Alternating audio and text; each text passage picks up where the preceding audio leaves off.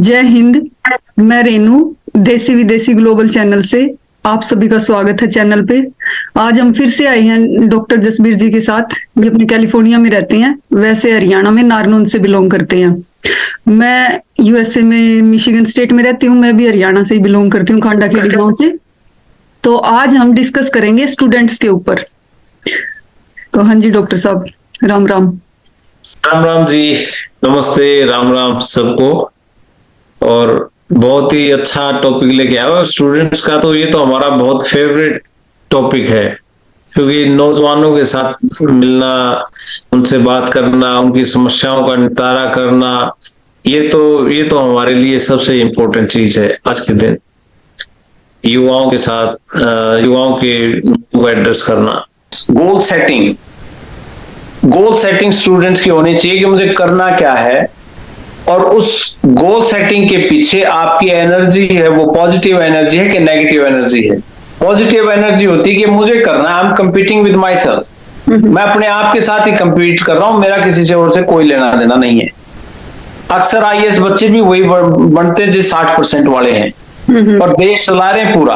राजनीति वाले तो और भी मेरे ख्याल 45% वाले होंगे, लेकिन ये जरूरी नहीं है 95 और 99% नंबर लेने वाला बच्चा इंटेलिजेंट ही होगा और वो जिंदगी को अच्छे से लीड कर लेगा, ये जरूरी नहीं है। तो बच्चों के लिए मैं कहता हूं कि जो पढ़ रहे हो आप, शौक से पढ़िए, दिल से पढ़िए, प्रेशर लेके ना पढ़िए। बिल्कुल प्रेशर लेके अगर पढ़ रहे हो आप और 95-99% नंबर है, पेरेंट्स को मैं कह रहा हूं कि अपने बच्चे को समझाइए कि भैया बाहर जाके खेल के आओ, आउटडोर एक्टिविटीज करवाओ। स्कूल से बच्चा आया 3 बजे और 3 के बाद 4 बजे से लेके 8 बजे तक ट्यूशन पे बैठा है, उसका सारा बचपन उन किताबों में घोल के रख दिया। वो बच्चा सेंसिटिव बनेगा। उस बच्चे को ये नहीं पता लगेगा कि डे टू डे लाइफ के जो चैलेंजेस होते हैं उनको फेस कैसे करना, उनको डील कैसे करना है। कल वो इंजीनियर बन गया। मेरा एक पेशेंट है यहाँ पे इंजीनियर, अब उसको ये नहीं पता, वो $500,000 कमाता है, $5 लाख कमाता है, 4.5 करोड़ रुपए उसकी इनकम है, लेकिन उसको ये नहीं पता मैं डील कैसे करूं लाइफ से। पेरेंट्स अब मुझे ये कह रहे तू शादी कर, मैं शादी किससे करवाऊं, मुझे पता नहीं, किसी लड़की से मेरे को बात नहीं करनी आती, मैंने कभी ये काम किया ही नहीं, तो मैं करूं क्या। उलझ गया। वो डिप्रेशन फेस कर रहा है कि मेरे में कमी क्या है, मुझे समझ नहीं आ रहा है, क्योंकि वो उसका जो एक्सपोजर था, ओवरऑल उसकी ग्रूमिंग थी, वो हुई नहीं, किताबों से बाहर निकला ही नहीं। और पेरेंट्स सेलिब्रेट कर रहे हैं लड़का हमारा $500,000 कमा रहा है। ये बात ठीक कह रहे हो, आपके बच्चों को सामाजिक चीजें सिखानी भी जरूरी है।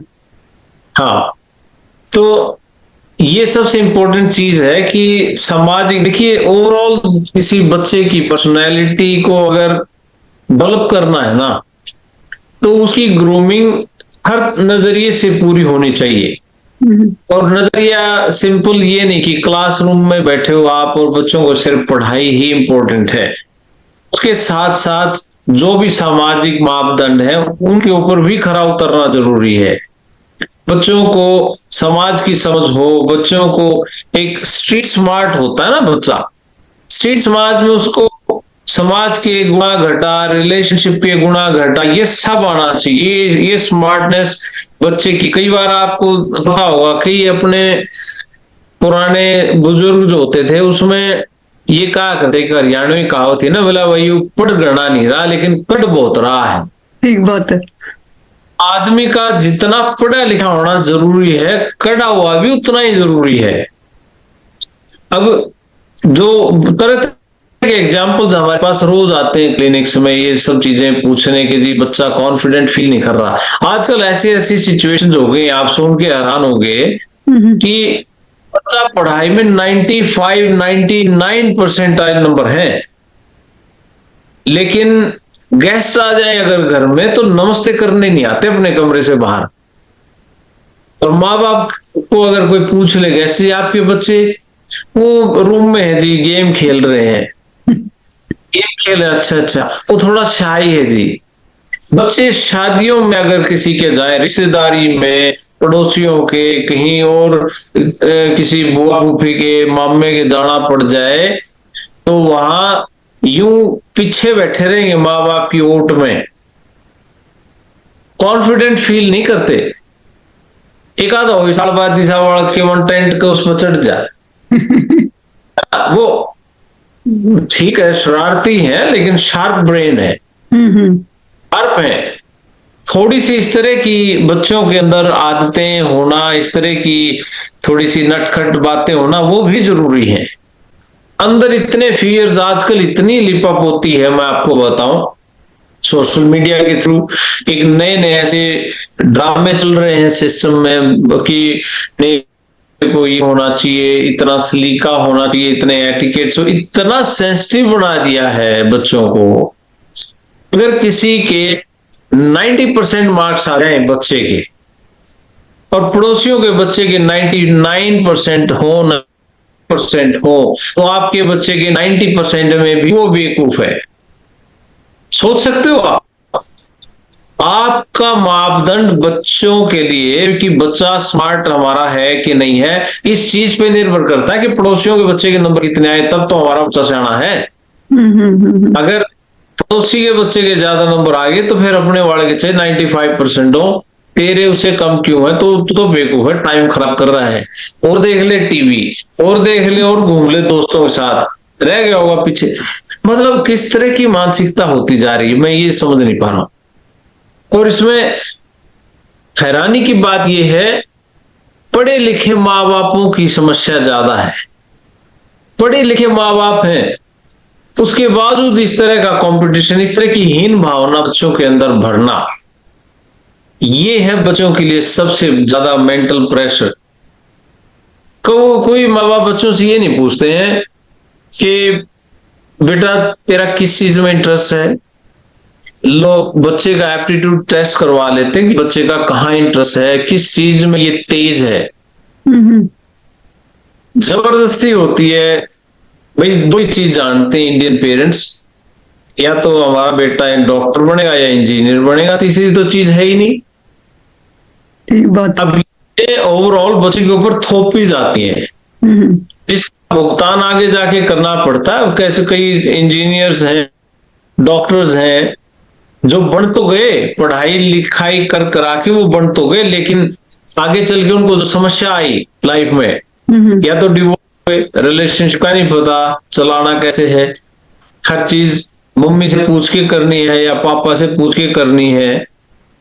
अब ये सारी चीजें भाई पूछ पूछ के करनी, क्योंकि लाइफ में कॉन्फिडेंस।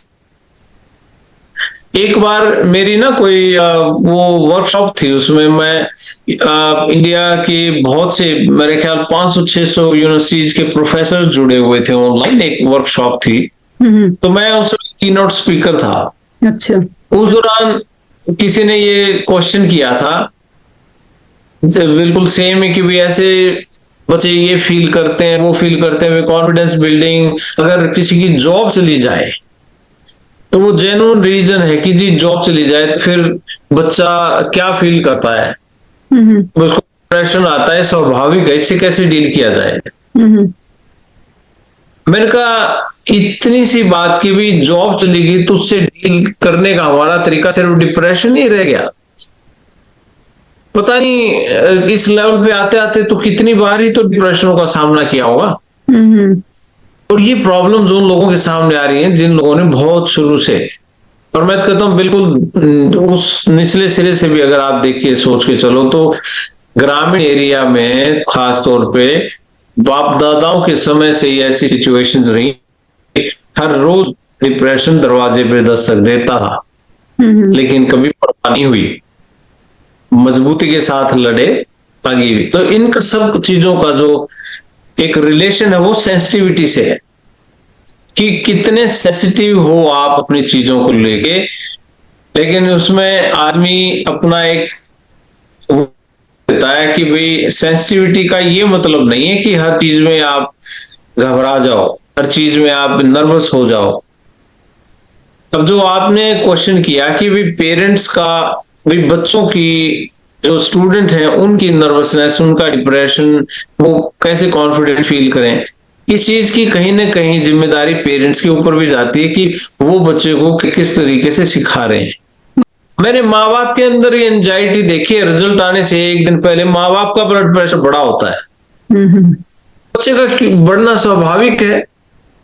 सो मेरा सिंपल कहना यह है कि देखिए, ओवरऑल ग्रूमिंग कीजिए बच्चे की, socially, economically, politically, religiously, educationally, हर तरीके से बच्चे को इस बात का भी बच्चे को आभास होना चाहिए कि भाई एनवायरनमेंट में आजकल क्या चल रहा है, आसपास के सोसाइटी में क्या चल रहा है, समाज में क्या चल रहा है, आजकल अपग्रेड्स क्या क्या है, ठीक और गलत क्या है।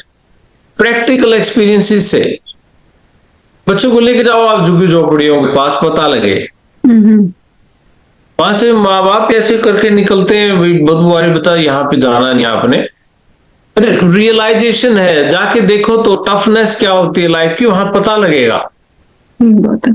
रियल प्रैक्टिकल एक्सपीरियंसेस हैं, वो एक्सपोजर देने के लिए अपने बच्चों को वो मूवी थिएटर में लेके जाते हैं, और वहां पे गंदा एरिया, देखा बेटा देख कितना गरीब था ये, कितना बड़ा आदमी बन गया। ये तो एग्जाम्पल लाइव में है। यहाँ पे हर गांव में कोई ना कोई ऐसे परिवार मिल जाएंगे जहां पे छत टपक रही है बारिश में, छत में उसके पास कपड़े नहीं है, आपके पास लैपटॉप भी है, सारी सुविधाएं आपने दी हुई हैं, लेकिन फिर भी डिमोरलाइज्ड है, डिप्रेस्ड है, बच्चे में हौसला नहीं आ रहा है, डर रहा है, अकेला सोते हुए भी डर रहा है। सो अननेसेसरीली बच्चे के ऊपर इस बात का प्रेशर कि तेरी अचीवमेंट क्या होगी, वो कहीं ना कहीं आगे चल के उसकी नाक का सवाल बन जाता है कि अगर मेरे मार्क्स नहीं आए तो पापा मम्मी ये सोचेंगे कि भाई तो हमारा बच्चा पढ़ता नहीं है, पता नहीं क्या आशा करेंगे, पता नहीं। बच्चे इस बात के लिए भी गिल्टी होते हैं, कोचिंग पे पापा ने 1 लाख रुपए लगा दिए, 2 लाख रुपए लगा दिए, और फिर एडमिशन अगर कहीं नहीं हुआ, सो स्टूडेंट्स फील गिल्टी। ये कोटा राजस्थान में जो सुसाइड होते हैं हर साल, वहां पीएमटी के बच्चों, उनकी उनका क्या कहानी, यही तो है कि इतना मेंटल प्रेशर होता है उनके ऊपर, एडमिशन नहीं हुआ तो इतने पैसे लगा दिए घर वालों ने बेवजह।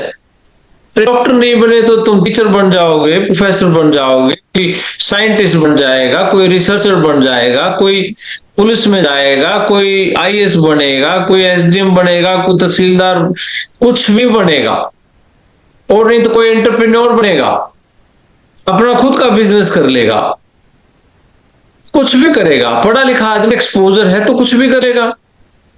जरूरत क्या है, ये रियल लाइफ टेक्निक्स उनको सिखाने की जरूरी है, लाइफ स्किल्स, अप्रोचेज उनको सिखानी जरूरी है कि किस तरीके से डील करना चाहिए सिचुएशन कोई भी आए।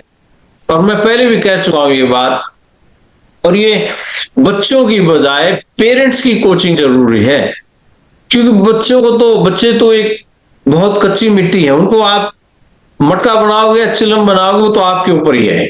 बहुत तो पेरेंट्स की ट्रेनिंग जरूरी है, उनको बताना जरूरी है कि आप किस तरीके से इस सिचुएशन में डील करना चाहिए। स्कूल में भी शुरू होनी चाहिए इस टाइप की एजुकेशन, टीचर्स को भी बच्चों को बताना चाहिए।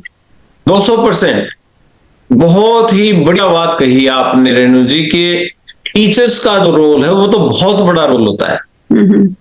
अपने यहाँ भाई माफ करना, लेकिन राजनीति में टीचर्स भी सिफारिशी हैं। जो टीचर पोटेंशियल वाले हैं उनकी बात नहीं बनती, और जिनकी सिफारिश अच्छी है वो जाते हैं, फिर रिजल्ट्स उसी तरीके से आएंगे। आपने एक एग्जाम पास करके एक सब्जेक्ट की नॉलेज तो आपने ले ली, वो सब्जेक्ट तो आप अच्छा पढ़ाओगे, लेकिन उसके साथ साथ और भी बहुत सी चीजें होती हैं जो टीचर में होती हैं। टीचर आपका हीरो है, स्टूडेंट्स का हीरो है टीचर। माँ बाप के बाद teachers are the second social agents for the socialization of the child. बच्चे के समाजीकरण के लिए माँ बाप के बाद दूसरा स्थान गुरु का ही होता है। बिल्कुल का होता है।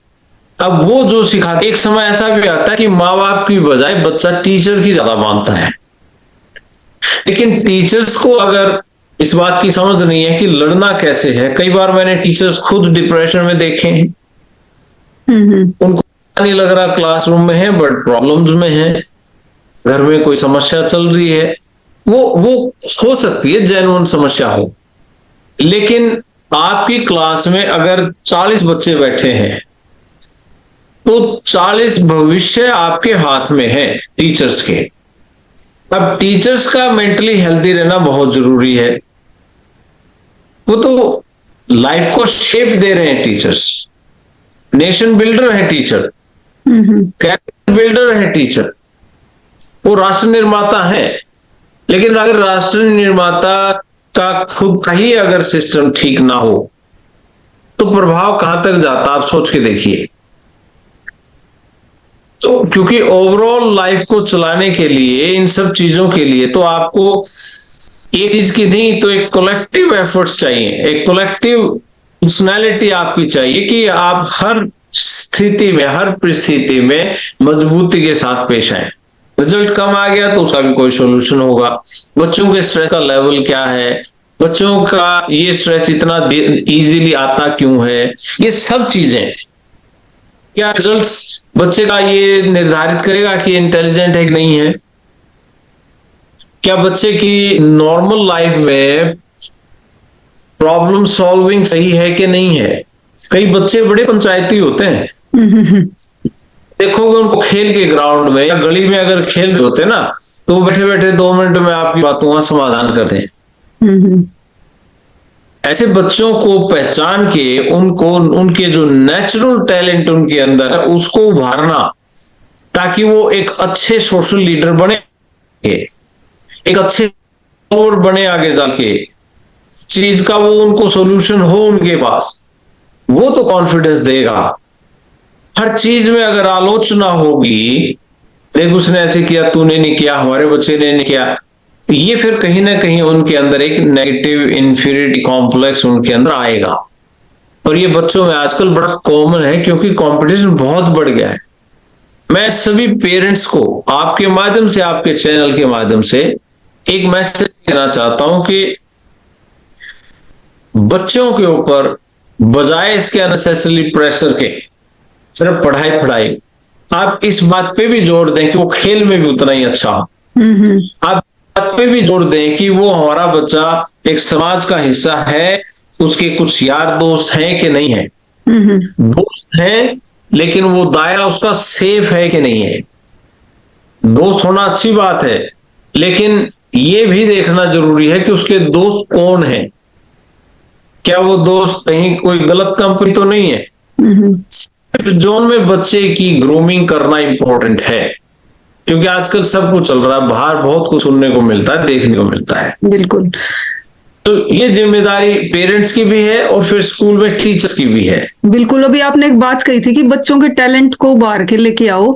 मेरे सिस्टर इन लॉ हैं, जींद डिस्ट्रिक्ट में एक स्कूल में प्रिंसिपल है, वो ना इतना अच्छा काम कर रहे हैं उनके स्कूल में बच्चों के ऊपर कि ना उन्होंने अभी हरियाणवी कल्चर पे ध्यान दिया और उसमें ना काफी बच्चों को पार्टिसिपेट करवा रहे हैं। बच्चों का टैलेंट इतना निखर के आ रहा है कि जो पहले अपने होता था ना, मटका बजाते थे, वो बजा, इतना सुंदर मटका बजाती है एक लड़की तो, और इतना अच्छा गाती है वो।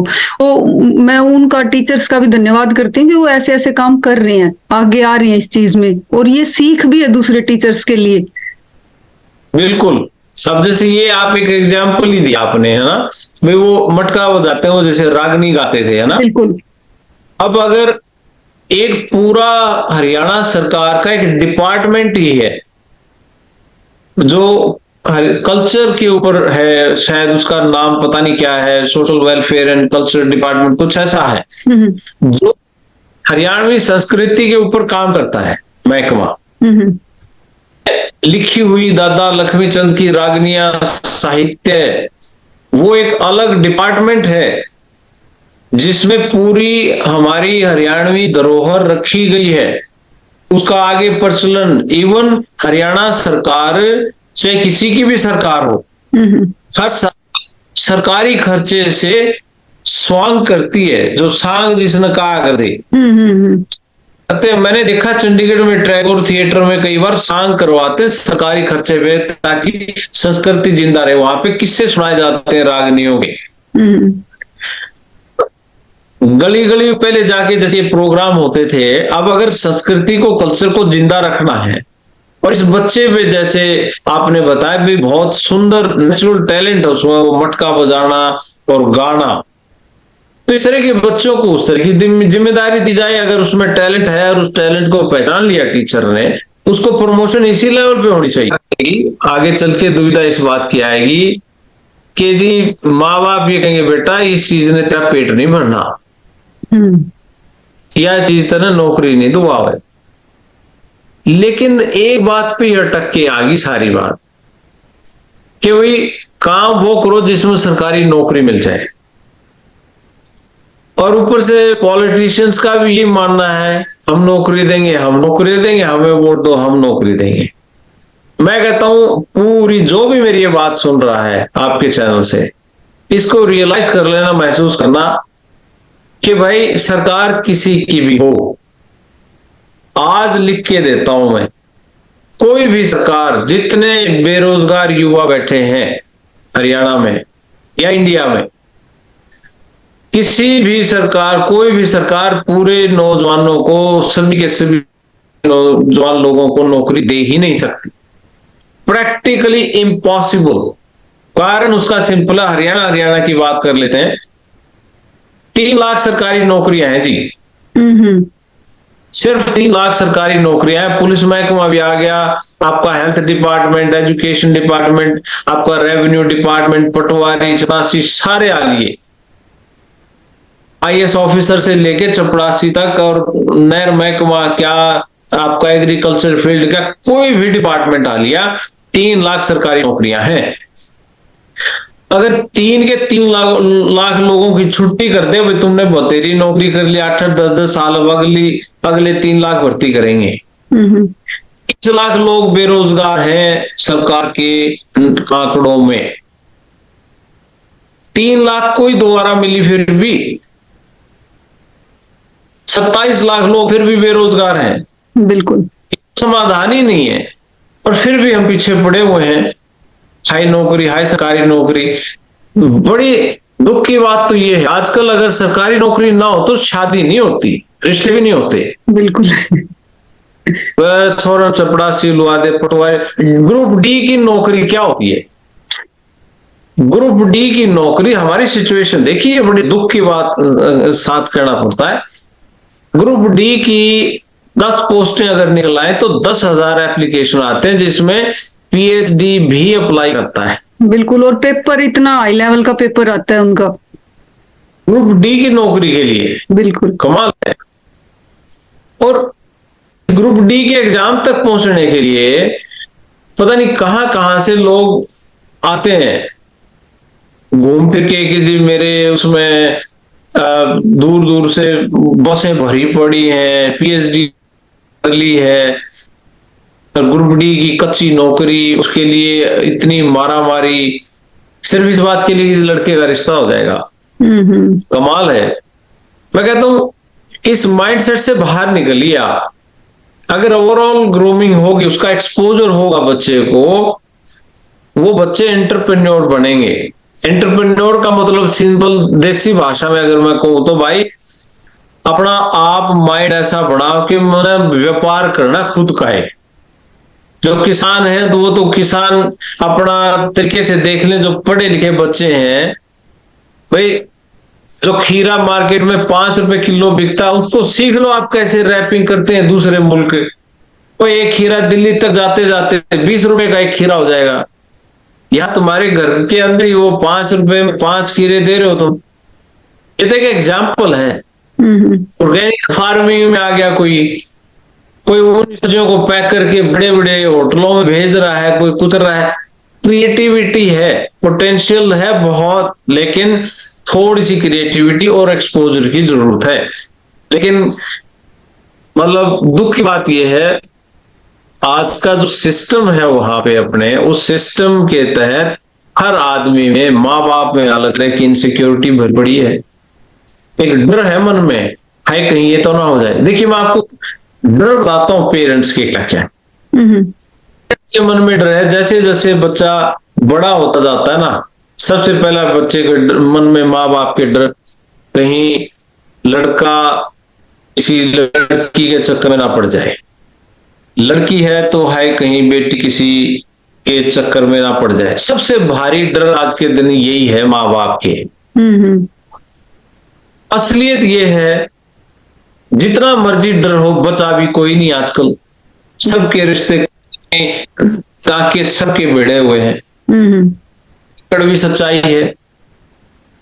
उसके बाद उनका डर है कि हाय कहीं बच्चा हमारा नशे में ना पड़ जाए। हम्म। जो पंजाब बदनाम था जिस चीज के लिए, आज हरियाणा उस चीज में पीछे नहीं है।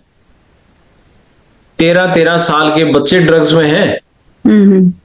कैसे पहुंची वहां दरवाजे दरवाजे तक ये ड्रग्स, मुझे नहीं पता, लेकिन कड़ी सच्चाई है, पहुंची हुई है माँ बाप के मन में। फिर ये अगला डर, ये डर जो है वो ये है।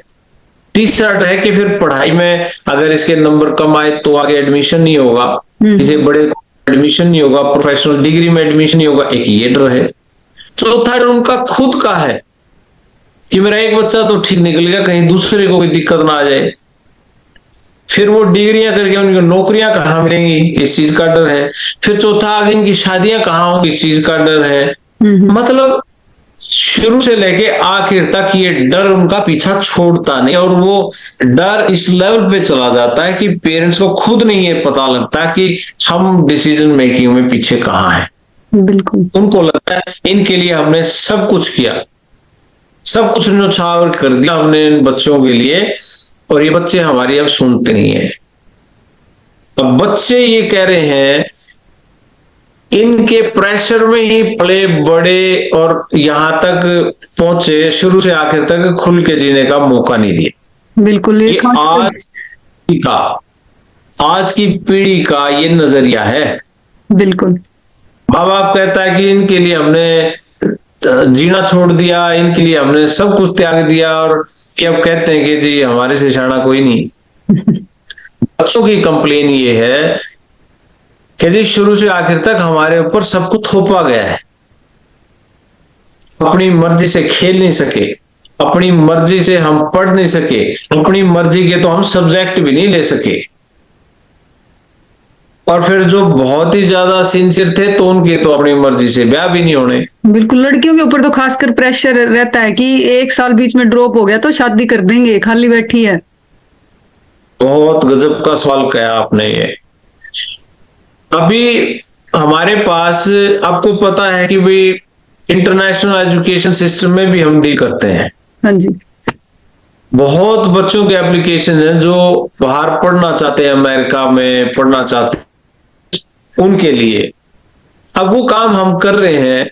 उसमें कम 50 एप्लीकेशन ऐसी बेटियों की हैं जो आप ये समझ लीजिए जिनका सीधा सीधा 1 पॉइंट प्रोग्राम है कि सर अगर मेरा एडमिशन नहीं हुआ, अगले सेशन में अगर मेरा एडमिशन नहीं हुआ तो मेरी शादी कर देंगे। मेरे को ये कहा जा रहा है ये तेरे पास आखिरी चांस है, तेरा एडमिशन हुआ, तेरा वीजा लग गया तो ठीक, नहीं तो तेरी शादी।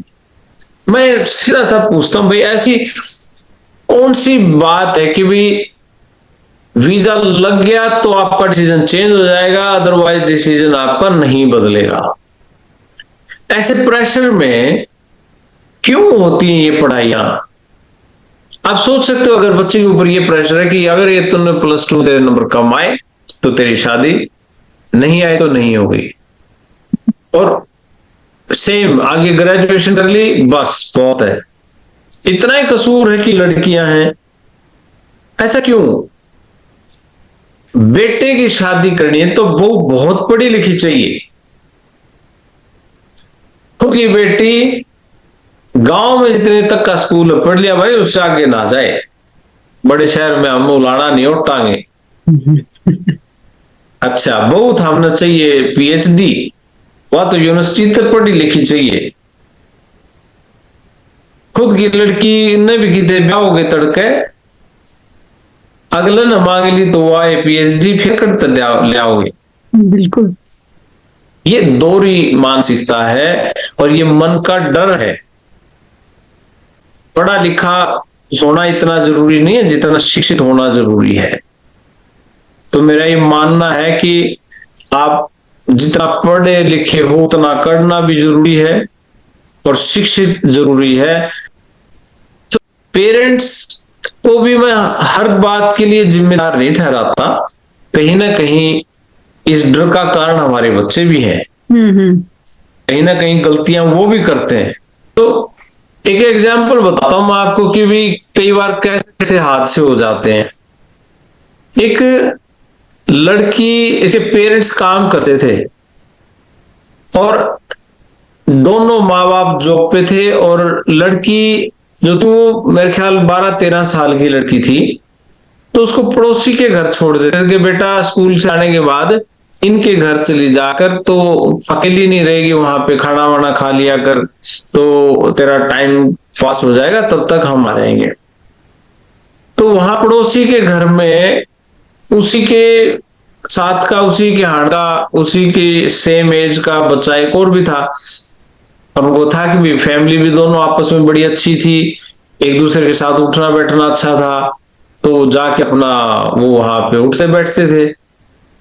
अब वो दोनों बच्चे आपस में, वो जो लड़का था उस लड़के ने भाई, उसको कुछ ऐसी आदतें थी, स्कूल से गलत कंपनी हो गई, उस गलत कंपनी के दौरान उसने उसमें भांग की, सिगरेट पीनी, इस तरह की चीजें उसको सिखाई। कभी कभी के चल एक वो तेरे को बियर पीते हैं, बियर पीते हैं, बियर पीना भी सिखा दिया, सिगरेट पीना भी सिखा दिया, कभी कभी सिगरेट भर के पीते हैं वो भी। अब माँ बाप को जब उस बात का पता चला तो उनकी तो पैरों के नीचे जमीन निकल गई। और ऐसी सिचुएशन में अब उनसे लड़की का फोन छीन लिया घर वालों ने कि भाई फोन नहीं देना इसको, भाई ये तो लड़की के, इसके बैग में हमें लाइटर मिला, सिगरेट वाला, सिगरेट जलाते हैं जिससे, वो लाइटर मिला है, सिगरेट नहीं मिले, लेकिन इसका हम लाइटर कैसे था इसके बैग में।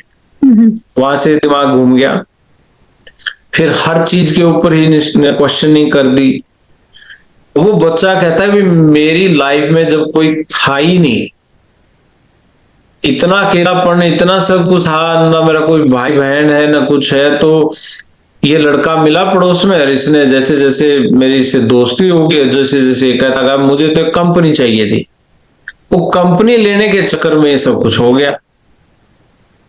अब वो भागते फिर रहे पेरेंट्स की, भाई ये ऐसा हुआ, वैसा हुआ, ऐसा क्यों हुआ। कई बार ऐसी सिचुएशंस होती है बच्चों को अपनी उस डर भय, अपनी एंजाइटी कम करने के लिए कि भाई मेरे को कंपनी चाहिए, अकेलेपन से लड़ने के लिए क्या पता किस चीज का सहारा लेना पड़ जाता है। अब बच्चे का दिमाग इतना विकसित नहीं है कि उसको ये पता हो ये ठीक और गलत क्या है। सो परिस्थितियां हैं। अब आजकल एक एक बच्चा है, बहुत लोगों के सिर्फ एक ही बच्चा है, ज्यादा नहीं है। अब उसको कितना आप उसमें रखोगे अपने शिकंजे के अंदर, उसको क्या बनाना चाहते हो आप, उसकी क्या ग्रूमिंग करना चाहते हो, किस तरीके से रखना चाहते हो, ये तो आपके ऊपर ही है। ये नहीं है कि भाई अकेले बच्चे जिनके हैं कि भाई ये कोई गलत बात है, ऐसा नहीं है। बात सिंपल इतनी है कि उस बच्चे को कंपनी जब चाहिए तो आप क्या करते हो, आपके लिए प्रायोरिटी क्या चीज है। आपने काम चलाना है, घर भी चलाना है, लेकिन बच्चे की जो ग्रूमिंग वो भी इतनी इंपॉर्टेंट है, बच्चे का खेल भी उतना ही जरूरी है, बच्चे की कंपनी भी उतनी जरूरी है, उसके दोस्त भी बनने चाहिए, उसकी आउटिंग भी होनी चाहिए, उसको हर दायरे में, हर सिचुएशन में बच्चे का एक्सपोजर भी चाहिए, गली में खेलने एक्सपीरियंस भी होना चाहिए। अब हमारे पास ही टाइम नहीं है तो फिर हम देंगे क्या, फिर कल को अगर बच्चे को ब्लेम करेंगे तो गलत ही होगा। तो पहले खुद भी पूछना पड़ेगा, बाद बच्चे पे कर सकते हैं। तो परिस्थितियां कई बार ऐसी होती हैं कि जिसमें बच्चे गलत हो जाते हैं, लेकिन वो किसी न किसी चीज का शिकार होते हैं। सो कॉम्प्लिकेटेड है, कई बार मजबूरियां होती हैं पेरेंट्स की, और खासतौर पे विदेशों में बैठे जो माँ बाप हैं उनके लिए खासतौर पे, क्योंकि यहाँ काम करना, घर के खर्चे चलाने, माँ बाप को काम करना पड़ता है, बच्चा अकेला होता है, तो कहीं ना कहीं कंप्रोमाइज हो जाती है चीजें। तो उसका ध्यान रखना बड़ा जरूरी है, इसको कैसे कंपनसेट करें, वीकेंड पे समय दें अपने बच्चों के साथ। अब तो मैंने ये भी देखा है, इवन इंडिया में गाँव के अंदर भी ये सिचुएशन है, खाना खाते हुए भी लोग फोन पे हैं, बच्चे पकड़ा दे ले, तू रो मत, फोन देख ले। अब क्या करोगे आप? उसमें क्या देख रहा है, क्या सीख रहा है, यू नेवर नो। बिल्कुल। तो एक चीज को दोष हम नहीं दे सकते। पहली बात तो ये कि टेक्नोलॉजी आपकी जेब में 24 घंटे, अब उसका किस तरीके से यूज करना ये आपके ऊपर। एक एक्सपेक्टेशंस, उम्मीदें बच्चे से, बहुत ही बड़ी बड़ी उम्मीदें बच्चे से कि भाई भाई ठीक है, उम्मीदें रखो, लेकिन आप उनके एप्टीट्यूड टेस्ट करवा के, आप उनका नजरिया दे के, पहचान के, फिर आप उनसे उम्मीदें करें और उनको माहौल दीजिए। माहौल दोगे तो ये बच्चे कुछ भी रिजल्ट लेके आ सकते हैं। लेकिन एक एग्जाम्पल गलत होने से सारी चीजें गलत नहीं होती हैं। भी किसी गांव में, शहर में, कोई अड़ोसी पड़ोस में किसी बच्चे ने मान लिया कुछ गलत कर दिया, तो उसका भुगतान फिर सारे गांव की लड़कियों को या लड़कों को करना पड़ता, ये भी गलत है। बिल्कुल ठीक बात। ऐसा नहीं होना चाहिए, क्योंकि शुरू से लेके आखिर तक जिस माहौल में आप बच्चे को लाड प्यार से पाल के बड़ा करके उनको एक अच्छी एजुकेशन, एक अच्छा संस्कार, एक अच्छी चीजें, ये सारी की सारी चीजें अल्टीमेटली जुड़ी तो संस्कारों से ही हैं। लेकिन इसको सीखना, समझाना, ये बड़ा कॉम्प्लिकेटेड है सारा मैटर। तो इसके लिए तो पहले ट्रेनिंग तो है पेरेंट्स की, फिर टीचर्स की, और फिर बच्चों की। मैं तो इसकी ये कैटेगरी बनाता हूं। बिल्कुल। पेरेंट्स को अगर पता होगा कैसे डील करना इस सिचुएशन से, तो उनको ये भी समझ होनी चाहिए कि जो बड़ा बस्ता लाद रहे हो बच्चों के पीछे, ये वजन सिर्फ कमर पे ही बाहर नहीं डाल रहा, ये आपके दिमाग पे भी बाहर डाल रहा है। आजकल बहुत छोटे छोटे बच्चों को भी हार्ट अटैक होते हैं। स्ट्रेस का लेवल इतना, नींद नहीं आती बच्चों को। कमाल है, इतनी छोटी उम्र के बच्चे खेल खेल के बुरा हाल कर देते हैं। पैर दबाने पड़ते थे जब हम खेलते थे, बाबा पैर दबाते थे बच्चे के पैर भड़केंगे, तेरे नींद नहीं आओगी, इतने खेलते थे। आजकल है ही नहीं वो बचपन। फिर कहते हैं बच्चे को रात को डर लगता है। ये इन चीजों से आपको निकलना पड़ेगा, तब जाके बात बनेगी। बच्चे को इस लेवल पे आप पढ़ा लिखा बढ़ाओ ना बढ़ाओ, लेकिन बच्चे को शिक्षित बढ़ाओ। बिल्कुल सही बात है। मतलब बच्चे के ऊपर थोपने की बजाय चीजें, पहले उसका खुद का पता करो, उसका इंटरेस्ट किस में है, और उसके साथ बैठ के डिस्कस करो। कोई अगर पेरेंट ये कहे कि मैं बस ख्वाहिश है जी हमारी कि बच्चा पुलिस में भर्ती हो, क्या पता शुरू से ही बच्चे को खून से डर लगता हो, उसकी ड्यूटी लगा दे, कल को पुलिस में भर्ती हो गया, आपने ले दे के करवा दिया, मंत्री जानता था, आपकी सिफारिश चल गई, आपने करवा दिया। लेकिन अगर वो बच्चा कल को उसकी ड्यूटी कहीं ऐसी जगह, सेंसिटिव जगह पे लग गई, वो तो बता भी नहीं पाएगा उसकी रात कैसी कटी। वो एक और मानसिक बीमारी पाल के बैठेगा। बिल्कुल। और घर वालों को बता भी नहीं पाएगा। एग्जाम्पल है कि कैसे आदमी अपने एप्टीट्यूड के अगेंस्ट अगर किसी जॉब में जाके काम करता है, तो उसको क्या भुगतान करना पड़ता है लेटर ऑन। यही चीजें हैं। कोई फौज में भर्ती होता है लेकिन एप्टीट्यूड है ही नहीं, वो मेंटली इतना टफ नहीं है, बहुत सेंसिटिव है कोई बच्चा, वो तो डरेगा वहां पे जाके। नौकरी छोड़े तो आदमी को फिर बाद में ताने भी सुनने पड़ते हैं कि भाई ये तो डर गया होगा, ये कुछ हुआ होगा ऐसा। कोई कहता है जी मुझे टीचर बनना है क्योंकि उसमें तनख्वाह ठीक मिलती है, लेकिन आपका वो टीचर वाला वो सिस्टम ही नहीं है। टीचर जैसा होना चाहिए वैसा आपके अंदर वो चीजें नहीं है। बाय डिफॉल्ट आपकी वो पर्सनैलिटी नहीं है टीचर वाली। हो सकता है आपको बहुत बड़ा मजाक करने में मजा आता हो, अच्छा लगता हो, आप कॉमेडियन एक्टर बनना चाहते हो, लेकिन आप किसी रॉन्ग फील्ड में हैं। किसी में कोई टैलेंट है, किसी में कोई टैलेंट है। ये एप्टीट्यूड जो है ये जरूरी है मेजर करना। और मैं कहता हूं कि हर माँ बाप को 10वीं और 12वीं की क्लास के दौरान ये प्रोफेशनल हेल्प लेनी चाहिए कि बच्चों का एप्टीट्यूड टेस्ट करवाएं कि हमारा बच्चा किस फील्ड में बेटर जा सकता, वो उसकी नेचुरल इंस्टिंक्ट होती चाहिए। नेचुरली कुछ बच्चे किसी न किसी चीज में बहुत बढ़िया होते हैं, जिसमें उसको एफर्ट नहीं करना पड़ता, उसको मजा आता है वो काम करने में, उसकी उस चीज को उभारिए। कोई बच्चा नेचुरली बड़ा तेज दौड़ता है, उसको पकड़िए आप उस चीज को कि कहीं हमारा बच्चा स्पोर्ट्स में तो नहीं आगे जा सकता, उसको पकड़िए। एक और सबसे बड़ी बीमारी है अपने यहाँ, ये बोलेंगे बोला भाई क्या तो बच्चा न पढ़ाए लो और क्या खिलाए लो, एक के काम होगा। और ये बात अनपढ़ आदमी नहीं, पढ़े लिखे भी कहते हैं, एक काम होगा भाई, या तो पढ़ा लो नहीं या फिर खिला लो। और मैं ये कहता हूं भाई ऐसा नहीं है। जो बच्चा पढ़ाई में भी खूब तेज है वो बच्चा खेल में भी तेज हो सकता है, या जो बच्चा खेल में बहुत तेज है वो पढ़ाई में भी तेज हो उसके है। ये तो फ्लोर, ये तो सेम ही है। ऐसा थोड़ा है कि खेल के दौरान तो चेंज हो जाएगा और पढ़ाई के दौरान ये डिफरेंट हो जाएगा, ऐसा थोड़ा होता है। इसकी इंटेलेक्चुअल कैपेसिटी तो सेम ही है भाई। आप इसको दूसरे तरीके से समझ लो, तुम्हारे यानी देसी भाषा में भाई दिमाग 2 गुणा 2 4 अगर कह रहा है आज, तो मार्केट में भी 2 गुणा 2 4 एक होगा।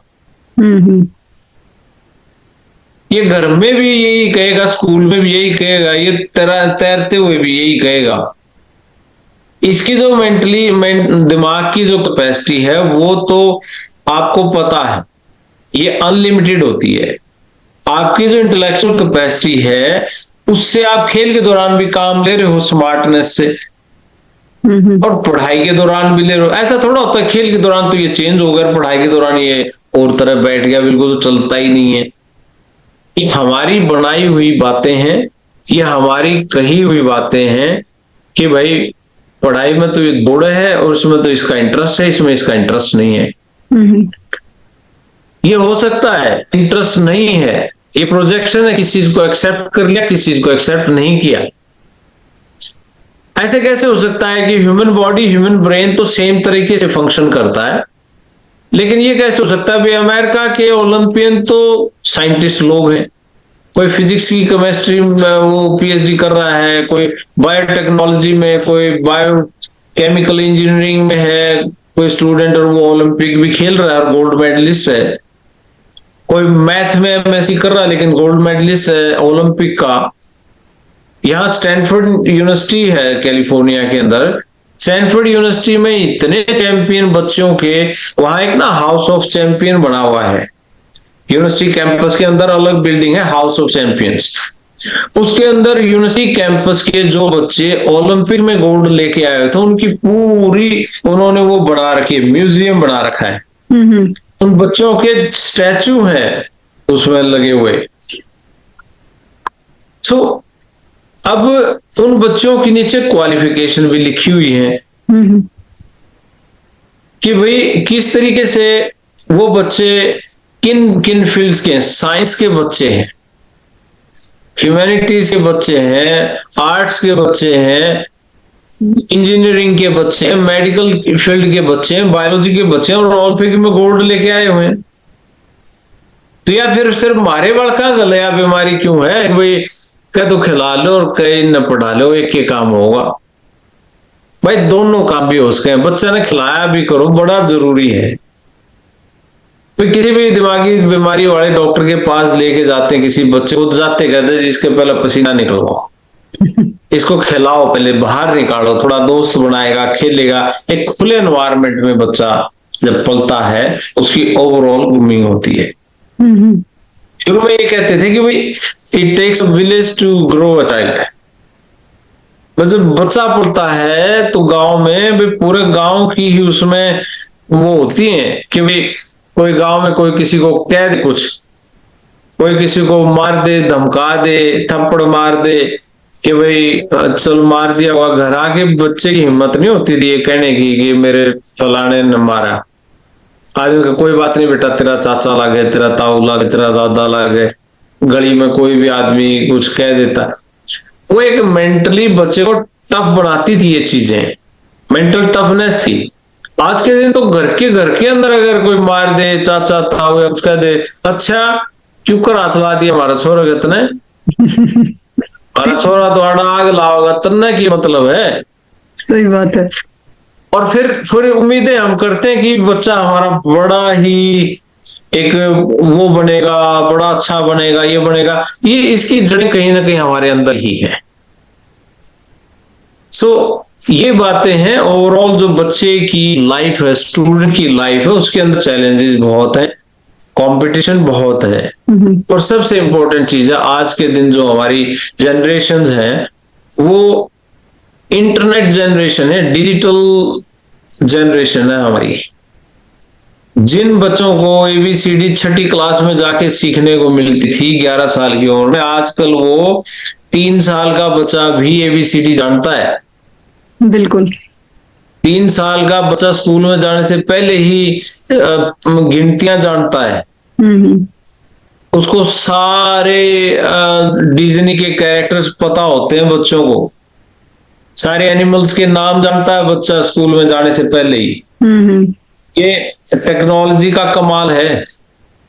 फास्ट हैं बच्चे आजकल के, सब चीजें जानते हैं, बात करते हैं बढ़िया बढ़िया से। सो डिजिटल जो जनरेशन है हमारी, इस जनरेशन की उम्मीदें भी बहुत हैं। ये सेल्फ इंडिपेंडेंस चाहते हैं। इन बच्चों को लगता है कि हम टेक्नोलॉजी से समझ के टीचर से भी ज्यादा जानते हैं, पेरेंट्स से भी ज्यादा जानते हैं। और कुछ मामलों में ये बात सच्ची भी है। अब पेरेंट्स पिछले जमाने के हैं, जब कंप्यूटर और ये इंटरनेट नहीं होते थे, फोन भी नहीं होते थे। बच्चा अब इस जमाने में है जबकि टेक्नोलॉजी एट पार है। अब माँ बाप का और उनके अंदर एक बड़ा जनरेशन गैप है। उस जनरेशन गैप को कवर करने के लिए भी थोड़ा सा, वो कहते हैं ना, 2 कदम तुम चलो 2 कदम में हम चलें, तभी बात बनती है। तो ये इंपॉर्टेंट चीजें हैं जनरेशन। क्लास में क्या मैसेज दोगे आप पेरेंट्स को, टीचर्स को, बच्चों को? टीचर्स को तो मैसेज सिंपल ये है कि जी अपने बच्चों को पहचानिए, अपने स्टूडेंट्स को पहचानिए। You must know your student. अपने स्टूडेंट्स को पहचानने का मतलब यह है उस बच्चे के अंदर की छुपी हुई टैलेंट, उसको पहचान के उसको उभारना ही टीचर का काम है। एक डिसिप्लिन में लेके आना ही टीचर का काम है। और टीचर के अंदर ये कैपेसिटी होनी चाहिए कि वो इस चीज का विश्लेषण करे कि बच्चा सिर्फ क्लासरूम में ही नहीं, क्लासरूम के बाहर भी स्मार्ट हो। क्लासरूम के बाहर के जो चैलेंजेस हैं उसको भी सोल्व करने की उसमें कैपेसिटी पैदा करे टीचर।